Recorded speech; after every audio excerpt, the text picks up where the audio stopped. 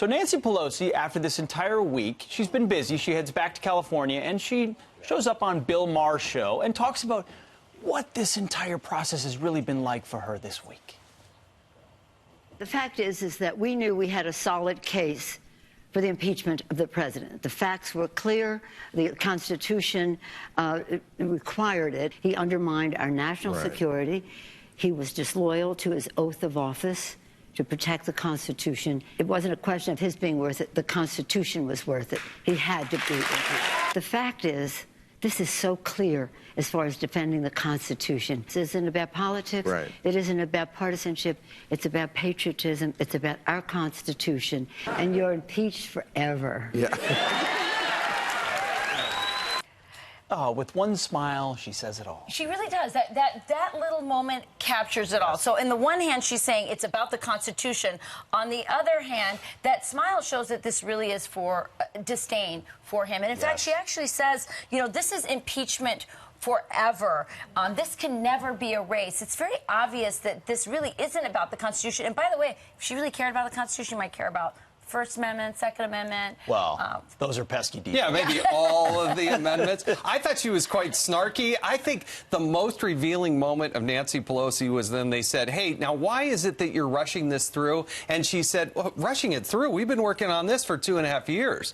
Yes. I mean, she had been doing this from the very beginning. And then when she did that signing ceremony, I have never seen anything like that. Remember with the pens? Okay, so you've been there. Oh, yeah, you do that when there's a landmark piece of legislation that passes. It's usually something that's reserved for the President of the United States. Every once in a while, a John Boehner or Paul Ryan would do something. It was a big, major, like tax reform. But to do it like this, saying, oh, it's somber and it's solemn and it's prayerful and there's nothing to be gleeful about, to hand out those pens. Yeah.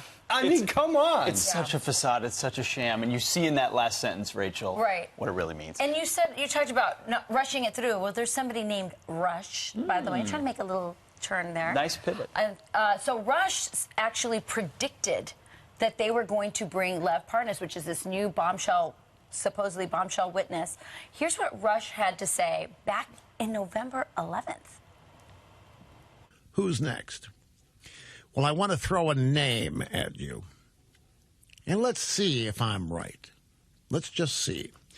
The name is Lev Parnas.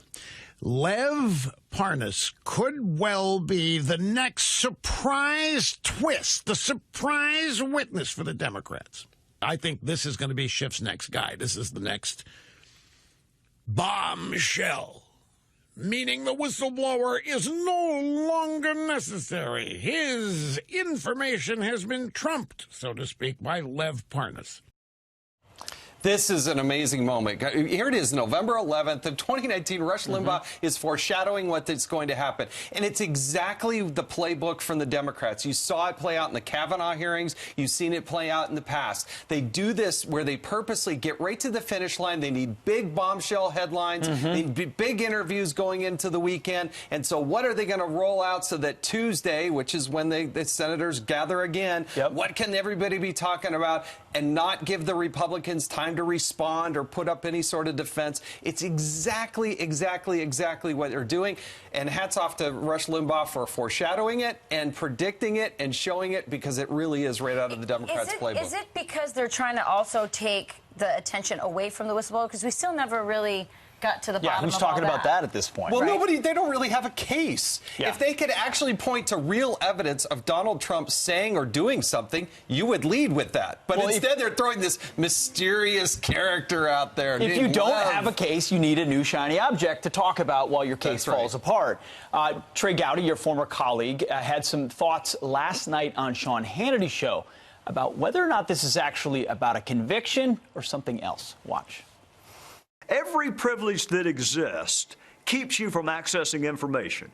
Priest-penitent, doctor-patient, attorney-client, every privilege keeps you from accessing information. But we value the relationship more than we do the information, which is why we have privileges. If Adam Schiff wanted Mulvaney and Giuliani and Pompeo and Bolton, he had months and months to go to court and get a ruling that they had to talk. He didn't want that. He wants Corey and Martha and Joni Ernst and Tom Tillis to vote on these witnesses. He knows he's not going to get a conviction. He wants to take the Senate. So the second Donald Trump term, beginning in 2021, is neutered because Chuck Schumer is the majority leader. So this is an interesting thought. So the reason the House didn't call witnesses and wait for subpoenas is because they actually wanted the tough votes to be in the Senate? Is that the idea? Yeah, the idea is that you have to go through a process in the House, and that process takes time. I mean, that's what's fair. As Trey Gowdy points out, they don't want that. They don't really care about that. They're trying to put the Cory Gardners